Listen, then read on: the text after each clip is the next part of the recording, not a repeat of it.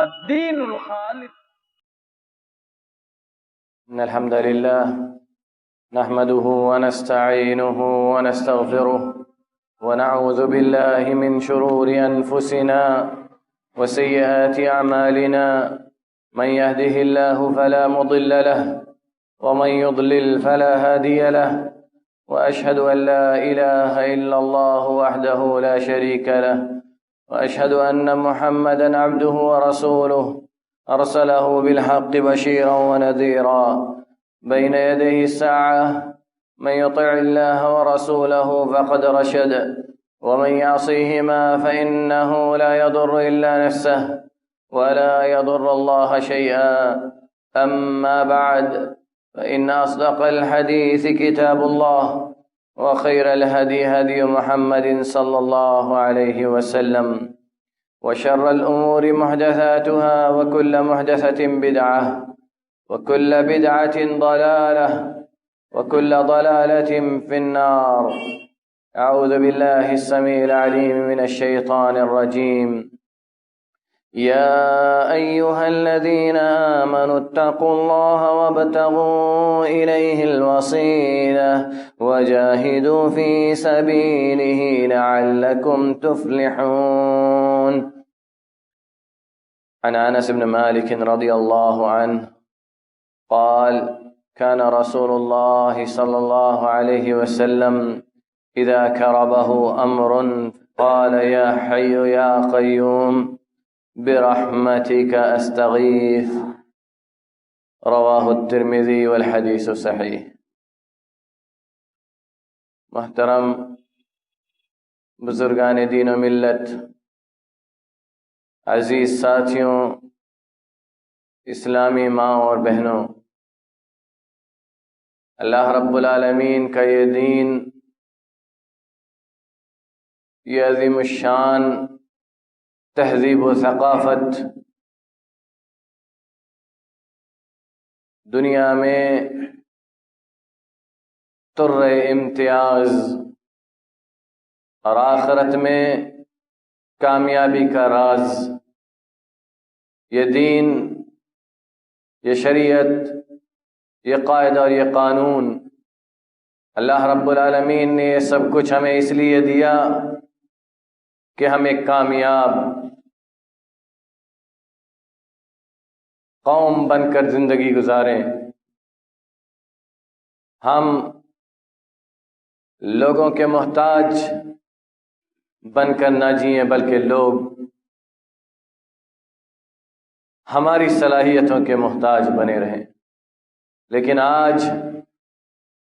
ہم نے دین کو چھوڑا، دینی تعلیمات پر عمل کرنا ترک کیا، دینی قواعد و قوانین کو پیٹھ کے پیچھے ڈالا، تو اللہ رب العالمین نے ہمیں دوسروں کا ایسا محتاج بنا دیا کہ اپنی زندگی کے ایک ایک قدم کو اٹھانے کے لیے ہمیں دوسروں کی مدد کی ضرورت پڑتی ہے، ہمیں دوسروں کے آگے جھکنا پڑتا ہے، غیروں کے آگے اپنی غیرت کو بیچنا پڑتا ہے۔ یہ سب کچھ اس لیے ہے کیونکہ ہم نے اپنے دین کو، اپنی شریعت کو، اللہ رب العالمین کے دیے ہوئے اس نظام اور قانون کو ہم نے چھوڑ دیا۔ اللہ رب العالمین نے تو ہمیں قضاء حاجت کے طریقے بھی سکھلائے، ہمیں پاکی اور طہارت کا طریقہ بھی سکھایا، اللہ رب العالمین نے ہمیں سونے اور جاگنے کا طریقہ بھی بتلایا، اللہ رب العالمین نے ہمیں یہ بھی بتلایا کہ ہمیں چلنا کیسے ہے، ہمیں کھانا کیسے ہے، ہمیں پینا کیسے ہے، ہمیں سانسیں کیسے لینی ہے، برتن کے اندر لینی ہے یا باہر لینی ہے، یہ سب کچھ اللہ رب العالمین نے ہمیں بتلایا۔ نبی کریم صلی اللہ علیہ وسلم نے حدیث کے ذریعے سے ہمیں وہ سب کچھ سکھلا دیا جس کی ہمیں اپنی زندگی میں ضرورت پڑ سکتی تھی، لیکن ہم نے وہ سب کچھ چھوڑ دیا۔ کیوں؟ اس لیے کہ ہم غیروں کی برابری کر سکیں۔ تو جب ہم نے غیروں کی برابری کو سوچا تو رب العالمین کی منشا اور حکمت کا ہم نے انکار کر دیا کیونکہ رب العالمین نے ہمیں غیروں کے برابر نہیں رکھا ہے۔ یہ دین ہمیں غیروں کے برابری کرنے کا حکم نہیں دیتا، غیروں کے برابر بنانے کے لیے دین ہمیں نہیں آیا تھا۔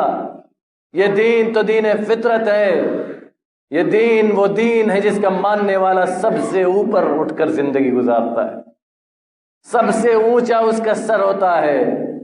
لیکن ہم نے جب غیروں کی برابری کو سوچا تو رب العالمین نے ہمیں ان سب کا محتاج بنا دیا۔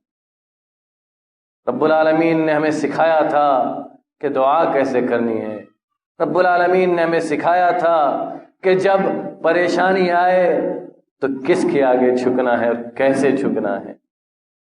آج دنیا سینکڑوں دروں کا وسیلہ پکڑتی ہے، اور جو صحیح وسیلہ اپنانے کا اور بنانے کا حکم رب العالمین نے دیا تھا وہ ہم نے چھوڑ دیا۔ اسی لیے نبی کریم صلی اللہ تعالی وسلم نے کہا تھا، یاد رکھنا مسلمانوں، اس حدیث کو یاد رکھنا، اور قیامت تک کے لیے اللہ کے نبی صلی اللہ تعالی وسلم کی اس پیشن گوئی کو یاد رکھنا۔ کسی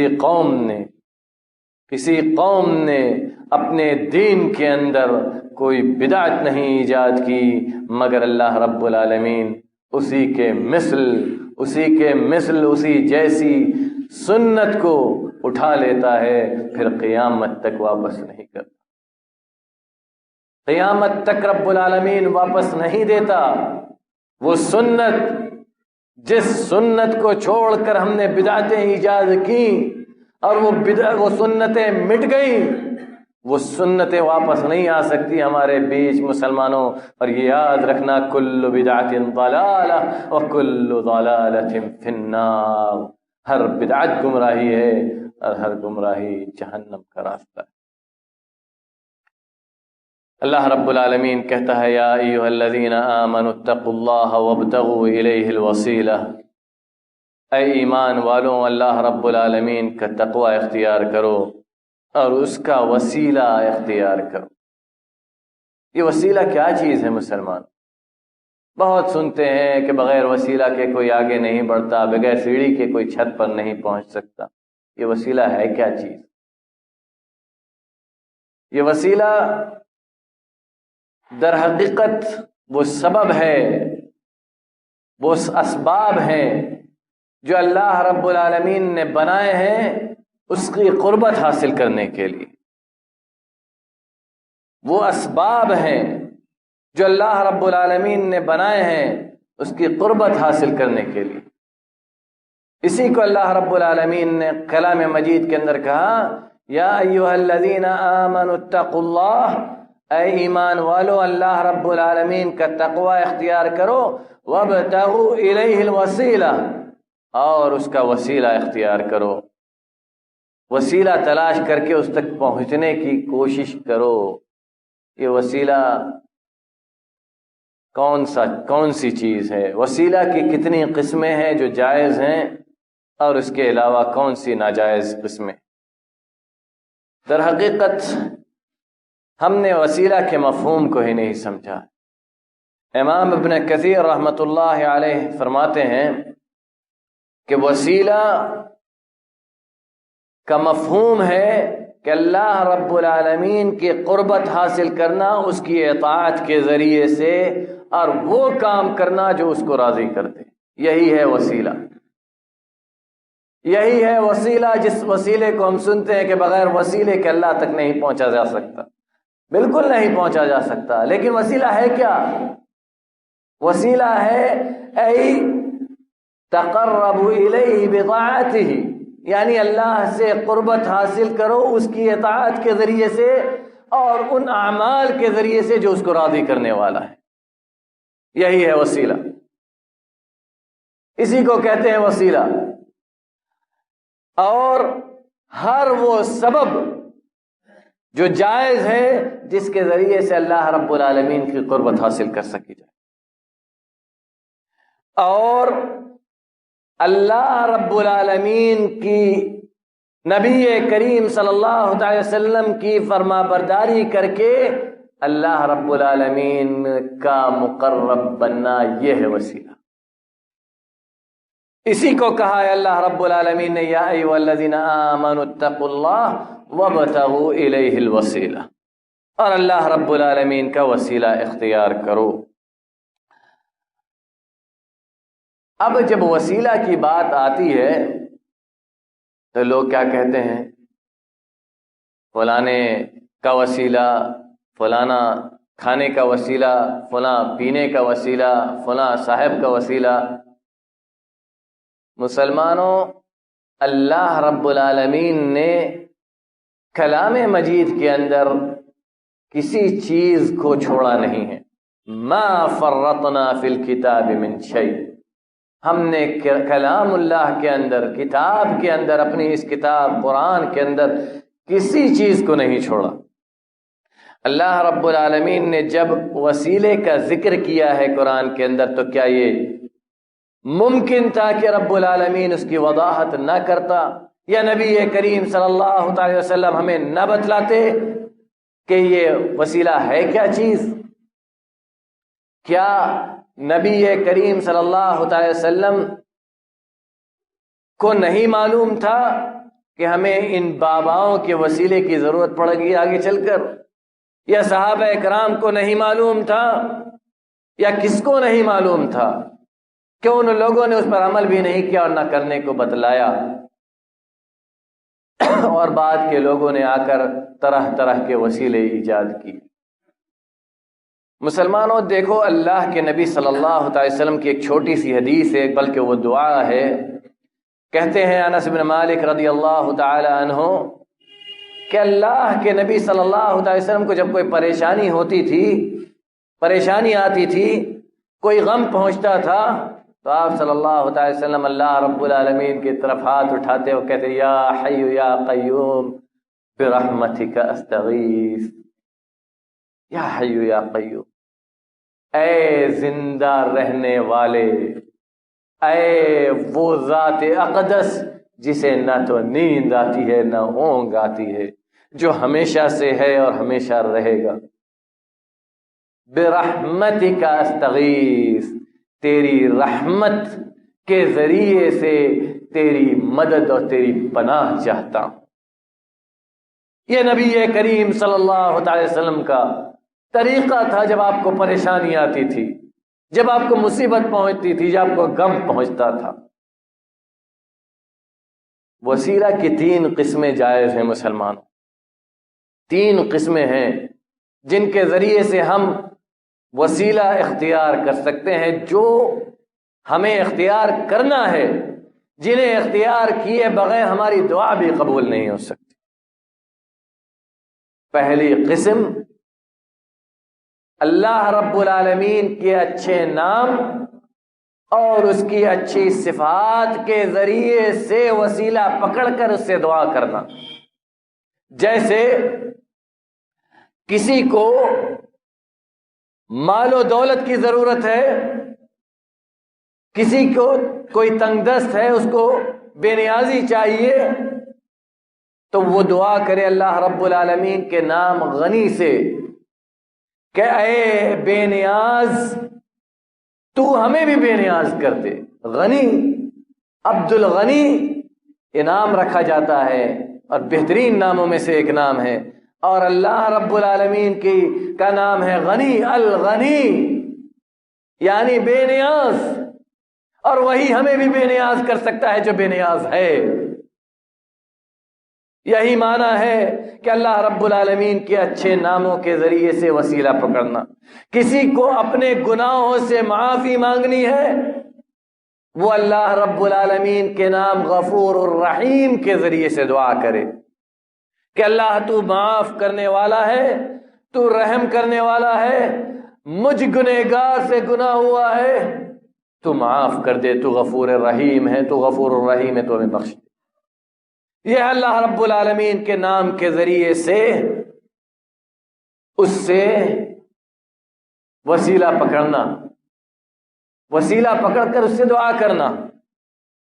اس کی دلیل قرآن کے اندر وَلِلَّهِ الْأَسْمَاءُ الْحُسْنَى فَادْعُوهُ بِهَا، اللہ رب العالمین کے بہترین نام ہیں، اس کے ذریعے سے اس سے دعا کرو. یہ اللہ خود کہہ رہا ہے مسلمانوں. وسیلہ پکڑنے کا طریقہ سکھلا رہا ہے اللہ رب العالمین. ہم نے اس طریقے کو جب چھوڑا تو ہم کہاں پہنچے؟ وہاں پہنچے جہاں نہ مال فائدہ دے گا، نہ اولاد فائدہ دے گی، نہ کچھ فائدہ دے گی، کیونکہ وہ خود محتاج ہیں. وہ خود محتاج ہیں، وہ ہمیں کیا بے نیاز کریں گے؟ وہ خود ضرورت مند ہیں، وہ ہماری ضرورت کیا پوری کریں گے؟ جو ضرورت مند ہے وہ کسی ضرورت مند کی ضرورت کو پورا نہیں کر سکتا. مسلمانوں یہ یاد رکھنا، یہ اللہ کا قاعدہ ہے اور قانون ہے. اللہ نے کسی کو اس دنیا کے اندر ایسا نہیں چھوڑا جو ضرورت مند نہ ہو. اس لیے جو بے نیاز ہے اس سے مانگو مسلمان. نبی کریم صلی اللہ تعالی وسلم ایک حدیث کے اندر ارشاد فرماتے ہیں، ایک شخص نماز پڑھ رہا تھا.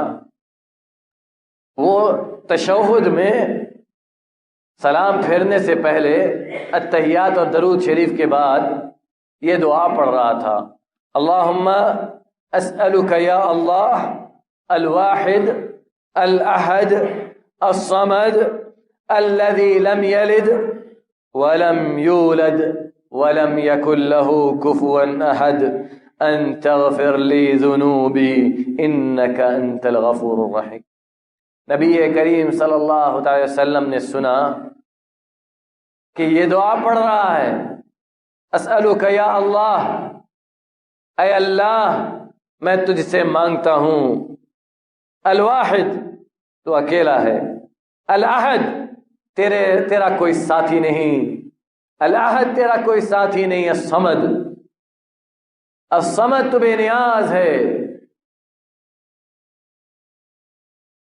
تجھے کوئی ضرورت نہیں بلکہ لوگوں کی ضرورت کو تیری ضرورت ہے. الذی لم یلد ولم یولد، جس کو نہ تو کسی نے جنا ہے نہ وہ کسی سے جنا گیا. ولم یکن لہ کفوا احد، جس کا کوئی شریک اور ساجی نہیں. ان تغفر لی ذنوبی، تو میرے گناہوں کو بخش دے.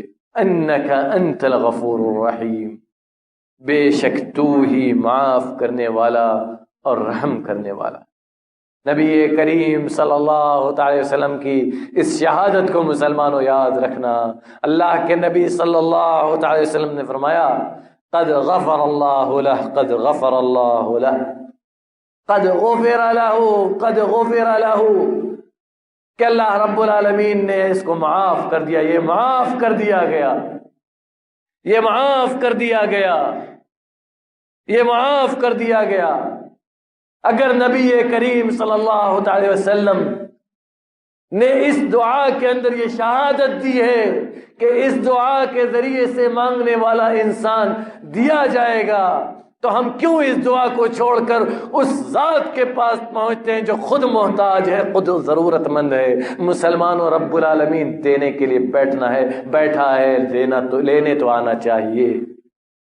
رب العالمین تو اپنے خزانے کو کھولے ہوئے ہے، اس خزانے کو لینے کا طریقہ بھی تو ہمیں آنا چاہیے، اس خزانے کے استعمال کا طریقہ بھی تو ہمیں آنا چاہیے. مسلمانوں رب العالمین تو ہر وقت دیتا ہے، ہر کسی کو دیتا ہے، مگر لینا بھی تو آنا چاہیے. دوسرا طریقہ مسلمانوں، دوسرا وسیلہ جو جائز ہے، اپنے نیک عمل کا وسیلہ. اس لیے مسلمانوں کبھی کبھار دنیا کو بھول کر کچھ ایسے اعمال کر لیا کرو جو صرف اللہ کے لیے، جو صرف اللہ کے لیے ہو. یوں تو کرنا ہر عمل صرف اللہ کے لیے چاہیے، حتیٰ کہ سونا اٹھنا جاگنا بھی صرف اللہ کے لیے ہونا چاہیے.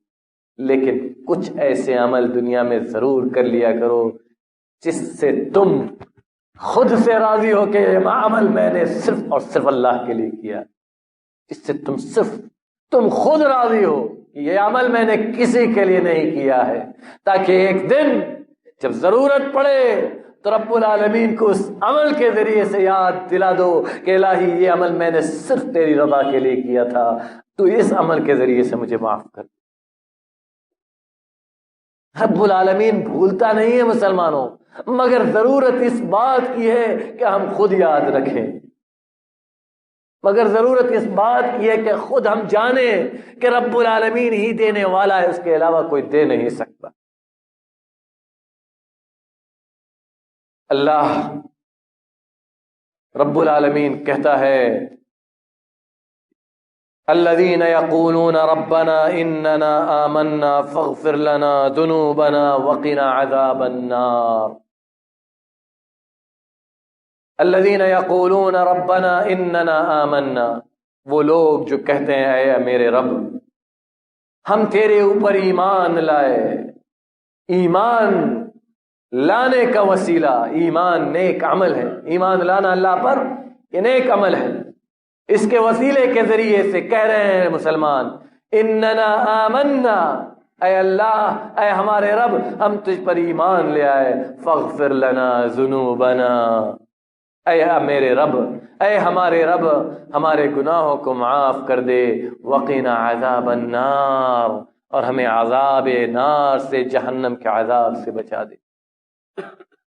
نبی کریم صلی اللہ علیہ وسلم اس دعا کے بارے میں کہتے ہیں جو دعا میں نے ابھی بتلائی کہ اللہم انی اسألک یا اللہ الواحد الاحد الصمد، پوری دعا کے بارے میں کہتے ہیں نبی کریم صلی اللہ علیہ وسلم کہ یہ وہ دعا ہے کہ جب اس کے ذریعے سے انسان مانگتا ہے تو وہ دیا جاتا ہے، اور جب سوال کرتا ہے تو اس کے سوال کو پورا کیا جاتا ہے، جب گناہوں سے معافی مانگتا ہے تو اس کے گناہوں کو بخش دیا جاتا ہے۔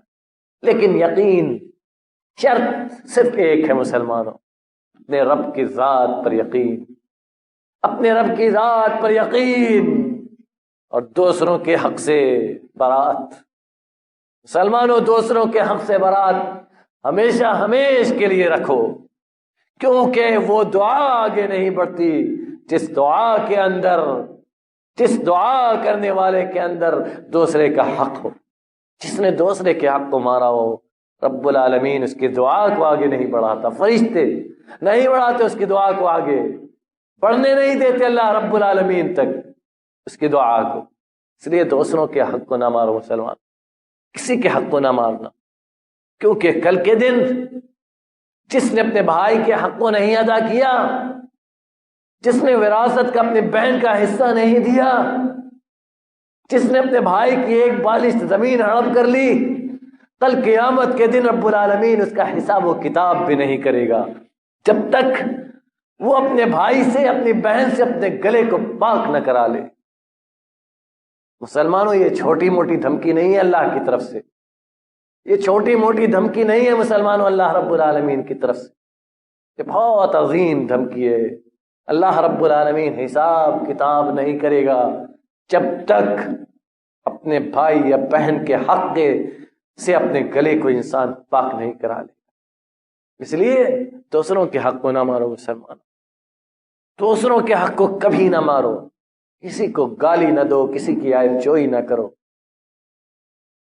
ہم جب کسی کی عیب جوئی کرتے ہیں تو کیا ملتا ہے؟ اس کو ثواب ملتا ہے، گناہ ہمیں پڑتا ہے، یہی ملتا ہے۔ تیسرا جو وسیلے کا جائز طریقہ ہے وہ نیک انسان کی دعا۔ نبی کریم صلی اللہ علیہ وسلم سے صحابہ اکرام آپ کی زندگی میں دعا کرنے کے لیے کہتے تھے، لیکن ایک مرتبہ عمر رضی اللہ تعالی عنہ کے زمانے خلافت میں قحط سالی پڑی، بھوکمری آ گئی، دعا کی ضرورت ہوئی۔ کیا مسلمانوں اگر رسول اللہ صلی اللہ علیہ وسلم کا وسیلہ آپ کی موت کے بعد جائز ہوتا تو عمر رضی اللہ تعالی عنہ آپ کا وسیلہ نہ پکڑتے؟ ضرور پکڑتے، لیکن عمر رضی اللہ تعالی عنہ نے آپ کی دعا کا وسیلہ نہیں پکڑا ہے، کیونکہ اب آپ اس دنیا میں نہیں رہے۔ نہ ابو بکر کی دعا کا وسیلہ پکڑا ہے، بلکہ دعا کا وسیلہ پکڑا ہے تو عباس رضی اللہ تعالی عنہ، ان سے کھڑا کروایا ان کو مصلی پر، کہا آپ رسول اللہ صلی اللہ علیہ وسلم کے چچا ہیں، کھڑے ہوئیے مصلی پر، استسقاء کی نماز پڑھائیے اور ہمارے لیے دعا کریے۔ عباس کی دعا کا استسقاء کی دعا کا وسیلہ پکڑا ہے رضی اللہ تعالی عنہم اجمعین۔ دین کو سیکھنا ہے تو ان سے سیکھو مسلمانوں۔ عباس رضی اللہ تعالی عنہ کی دعا کا وسیلہ پکڑ کر دعا کیا اور رب العالمین نے موسلادھار بارش کر دی۔ اگر نبی کی دعا کا وسیلہ پکڑنا آپ کی زندگی کے بعد جائز ہوتا تو عمر رضی اللہ تعالیٰ عنہ کیوں نہ پکڑتے، اور عباس رضی اللہ تعالیٰ عنہ یہ جرات کیسے کرتے کہ نبی کے مقام پر کھڑے ہو جائے، نبی کے مقام پر کھڑے ہو جائیں۔ یہ عباس رضی اللہ تعالیٰ عنہ ہرگز نہیں کر سکتے، کیونکہ وہ دین کے پکے سچے عامل تھے، وہ دین کے سپہ سالار تھے، وہ شہ سوار تھے دین کے۔ انہوں نے دین کو اپنے خون اور پسینے اور رگوں سے سینچا تھا، اپنے خون سے سینچا تھا، اپنے جان و مال سے اس دین کی پہرے داری کی تھی، اپنا سب کچھ لٹایا تھا اس دین کے لیے۔ ان سے یہ کبھی نہیں ہو سکتا تھا کہ کسی کے حق کے آگے اپنی زبان کو کھول دے، لیکن ہم نے اپنے نبی کے حق کو بھی مارا، ان لوگوں کے حق کو بھی مارا جن کو اللہ رب العالمین نے حق دیا تھا۔ ہم نے رب العالمین سے اس کا حق بھی چھینا۔ چھین سکتے ہیں ہم، چھین سکتے ہیں ہم مسلمانوں؟ کسی انسان کی یہ جرأت ہے کہ رب العالمین کے فیصلے کے آگے قدم بھی ہلا سکے؟ مسلمانوں ہماری جرأت تو اتنی نہیں ہے کہ سانس لے سکے، سانس لے سکیں رب العالمین کے فیصلے کے بغیر۔ ہم کہاں سے جرأت کر سکتے؟ اس لیے وسیلہ سمجھو مسلمانوں، ہے کیا وسیلہ ہے کیا یہ سمجھو مسلمانوں۔ وسیلہ وہ نہیں ہے جو ہم سنتے چلے آتے ہیں کہ فلاں صاحب کا وسیلہ فلاں، سارے محتاج ہیں، سارے محتاج ہیں، ضرورت مند ہے۔ وسیلہ اپنے نیک عمل کا پکڑو مسلمانوں، وہ عمل جو آپ نے ہم نے صرف اللہ کے لیے کیا۔ اللہ رب العالمین کے اسماء حسنہ کا وسیلہ پکڑو، باپ ماں باپ کی خدمت کر کے ان کو راضی کر کے ان کی دعا، ان سے دعا لے لو، ان کی رضامندی حاصل کر لو، کیونکہ اللہ کے نبی صلی اللہ تعالی وسلم نے فرمایا رضا الرب فی رضا الوالد، رضا الرب فی رضا الوالد، اللہ رب العالمین کی رضامندی والد کی رضامندی میں ہے اور اس کی ناراضگی والد کی ناراضگی میں ہے۔ اور والد اوسط ابواب الجنہ، والد جنت کا بیچ کا دروازہ، بیچ کا دروازہ یہ والد ہے۔ اور ماں تو جس نے ماں کو ناراض کر دیا وہ جنت کی مہک بھی نہیں سونگھ سکتا مسلمان، وہ جنت کی مہک بھی نہیں سونگھ سکتا۔ کتنا متقی پرہیزگار ہو کر ماں ناراض ہو گئی، والد کو ناراض کر دیا، جنت کی مہک بھی نہیں سونگھ سکتا۔ اللہ رب العالمین ہمیں کہنے اور سننے سے زیادہ عمل کرنے کی توفیق عطا فرمائے۔ الہ العالمین تو ہم سب کو معاف کر دے، تو ہمارے گناہوں کو بخش دے۔ الہ العالمین تو ہماری سیئات کو درگزر فرما دے۔ الہ العالمین تو ہمارے دلوں کو آپس میں ملا دے، نیک کر دے، ایک کر دے، ہر قسم کی پریشانیوں کو دور کر دے۔ الہ العالمین تو ہمیں ہر قسم کی پریشانیوں سے نجات عطا کر۔ ہمارے بیچ جو لوگ بیمار ہیں الہ العالمین تو ان کی بیماری سے شفا کامل عاجل عطا فرما۔ جو بے روزگار ہیں ان کو روزگار والا بنا دے، جو روزگار والے ان کے روزگار میں برکت عطا فرما۔ الہ العالمین ہم تیرے بندے ہیں، محتاج ہیں، فقیر ہیں، قلاش ہیں، تو بے نیاز ہے الہ العالمین، تو ہم سب کو بے نیاز کر دے۔ الہ العالمین اس دن کے آنے سے پہلے اس دنیا سے اٹھا لے جب دوسروں کی محتاجگی ہو، اپنا بندہ بنا کر زندہ رکھ الہ العالمین، اپنے آگے سجدہ کرنے والا بنا کر زندہ رکھ الہ العالمین، اپنے دین پر چلنے والا بنا کر زندہ رکھ، اپنے دین پر ثابت قدم رکھ جب تک اس دار فانی میں زندہ رکھ۔ والدین کا خدمت گزار بنا کر زندہ رکھ، والدین کی عمر میں برکت عطا فرما۔ ہم میں سے جن کے والدین یا ان میں سے کوئی ایک بیمار ہے الہ العالمین تو ان کو شفا کامل عاجل عطا فرما۔ الہ العالمین تو ہمارے والدین کو صحت و عافیت والی زندگی عطا فرما، ان کی عمر میں برکت عطا فرما۔ الہ العالمین تو ہمارے والدین کو صحت و عافیت کے ساتھ لمبی عمر عطا فرما۔ ہم میں سے جن کے والدین یا ان میں سے کوئی ایک اس دنیا سے جا چکے ہیں الہ العالمین تو ان کی قبروں کو نور سے بھر دے، ان کی قبروں کو تعدد نظر وسیع کر دے، ان کی قبروں کو جنت کی کیاری بنا دے الہ العالمین۔ تو ہم سب کو معاف کر دے، ہم سب کو معاف کر دے، اپنے دین کا پکا سچا عامل بنا دے الہ العالمین۔ جب تک اس دار فانی میں زندہ رکھ، اسلام پر عقیدہ توحید کے ساتھ زندہ رکھ، اور جب خاتمے کا وقت آئے تو خاتمہ بخیر ہو، اور زبان سے جو آخری کلمہ نکلے وہ تیرا کلمہ لا الہ الا اللہ وصلی اللہ علی نبینا محمد وعلی آلہ وصحبہ وسلم۔